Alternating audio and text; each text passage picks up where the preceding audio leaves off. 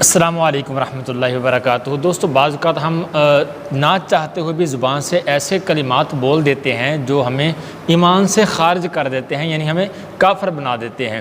تو یہ سب سے بڑی بات ہوتی ہے بے ادبی کی۔ اگر بندے کے پاس ادب ہو تو پھر بہت مشکل ہے اس کی زبان سے یہ کلمات کفر جاری ہونا۔ اگر ادب ہوگا تو انشاءاللہ کلمات کفر جاری نہیں ہوں گے، اور اگر بے ادب ہوں گے تو پھر کبھی نہ کبھی آپ کی زبان سے ایسے جملے ضرور نکلیں گے کہ آپ کافر ہو جائیں گے، ایمان سے ہاتھ دھو بیٹھیں گے۔ جیسے مثال کے طور پر ابھی کوئی فوت ہو گیا، غمی آ گئی، تو ہم نے کہا کہ یہ اللہ پاک نے ظلم کیا، معاذ اللہ، یا اللہ پاک کو اس کی ضرورت تھی، معاذ اللہ۔ اللہ پاک کو کسی چیز کی ضرورت نہیں ہے، نہ ہی وہ ظلم کرتا ہے۔ اسی طرح سے نماز کے بارے میں کہ نمازیں پڑھ پڑھ کے دیکھ لیں، کچھ نہیں ہوتا جی۔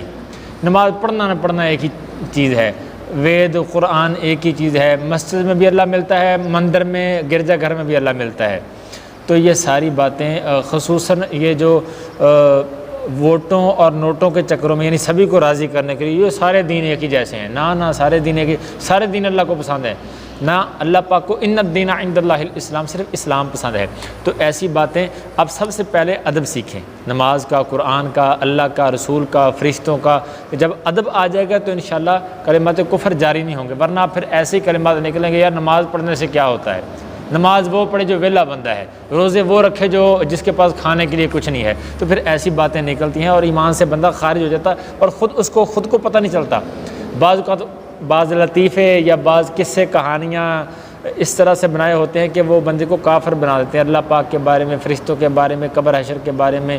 تو اس طرح سے بندے کو کافر کر دیتے ہیں۔ اب اشعار ہے، نعتیہ اشعار تک بھی، جیسے خدا جب آسمان سے زمین پر دیکھتا ہوگا، میرے محبوب کو کس نے بنایا سوچتا ہوگا، معاذ اللہ۔ یار کس نے بنایا ہے؟ اللہ پاک نے بنایا، پھر کیسے سوچتا ہوگا کس نے بنایا؟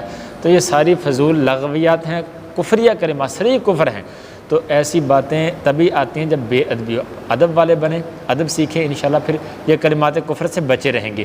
اور اگر بندہ کافر ہو گیا تو ایمان والوں میں تو یہ ہے نا کہ چلو کبھی نہ کبھی اگر سزا پائیں گے بھی صحیح تو جنت میں داخل ہوں گے، لیکن اگر کافر ہو گیا تو کبھی بھی جنت میں داخل نہیں ہو سکتا، ہمیشہ کے لیے جہنم میں جلے گا۔ اور دنیا میں بھی اس کا نکاح ختم ہو گیا، اس کی نمازیں ختم ہو گئی، حج کیا تھا وہ ختم ہو گیا۔ تو آپ کوشش کریں کہ کلمات کفر سے بچے رہیں۔ بہت سی اس کی مثالیں ہیں۔ اللہ پاک ہمیں صحیح معنوں میں دین کو پہچاننے کی، دین پر قائم رہنے کی، خاتمہ اللہ پاک خیر فرمائے ہمارا، اور دین پر قائم رہنے کی توفیق دے۔ السلام علیکم ورحمۃ اللہ وبرکاتہ۔